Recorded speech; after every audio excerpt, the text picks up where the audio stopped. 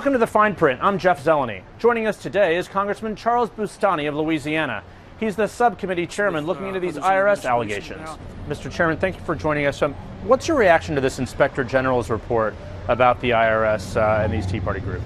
Well, this is very disturbing. At the very least, it's ineffective management. We know some egregious abuses occurred at the IRS, and whether it was ineffective management, negligence, or deliberate political egregious violations of First Amendment rights for political purposes, we're going to get to the bottom of this. And the IG's report said that this went on unfettered for 18 months. How troubling is that? Well, it's very troubling because we received allegations over 2 years ago about some of these abuses from constituents and groups that felt that they were being targeted.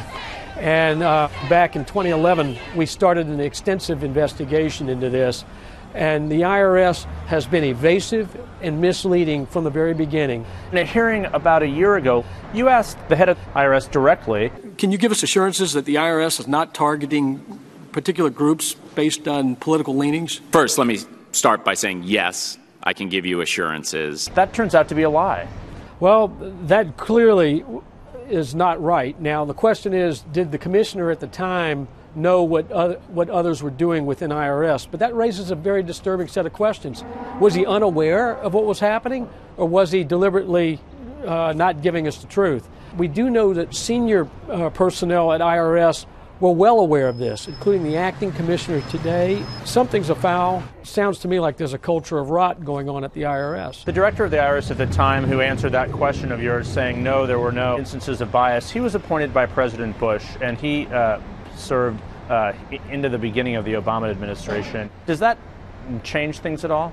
This is not political in the sense that who appointed whom. This is about a violation of law. It's about the integrity of our system. It's about trust. The IRS is perhaps the most powerful entity in our federal government, at least certainly with respect to the individual taxpayer.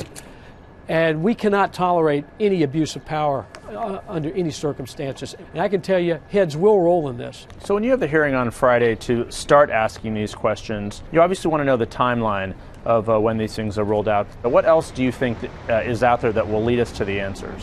We want to know who was in the line of decision making in this. Why did individuals in Cincinnati take these steps? These are professionals that work at the IRS. Who gave the political direction to make these kinds of decisions? Is it important also, though, to not allow some frontline employees in Cincinnati to be scapegoats for this? Absolutely. We want to get to the bottom of who made the decision, who at the top, whether it was at the IRS or higher up, could have been somebody at Treasury or even perhaps at the White House that made this decision to go forward. A flagrant abuse of power, and we will get to the bottom of it. Okay. Mr. Chairman, thank you very much for joining us. Thank you. It's great to be with you. Appreciate it. That's all the time we have for this week on The Fine Print. For ABC News and Yahoo News, I'm Jeff Zeleny. You can follow us on Twitter all week long at Jeff Zeleny. Thanks for watching. We'll see you next time.